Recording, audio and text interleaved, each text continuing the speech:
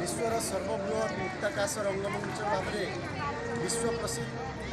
यही बरगढ़ धनुଯାत्रा महोत्सव अवसर में यार व्यापक प्रचार प्रसार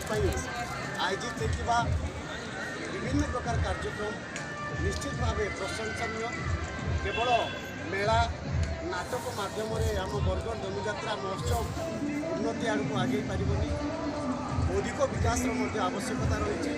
आमर आगामी युवपीढ़ी जो अच्छा से आमर जो भव्य परंपरा रही ऐतिह्य रही महात्म्य रही से विषय में अवगत करने निश्चित आवश्यकता रही यही उद्देश्य रखी जिला प्रशासन तथा बरगढ़ धनुଯାत्रा महोत्सव समिति एवं महताब साहित्य संसद द्वारा आयोजित होता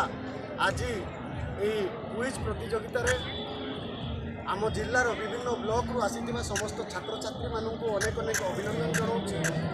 एवं आशा करुच्ची आपण मैंने यही प्रतियोगिता निश्चित भाव में एक स्मृति नहीं आगामी वर्ष स्मृति व्यवहार करेंगे एवं भविष्य में आम बरगढ़ धनुଯାत्रा महोत्सव किभली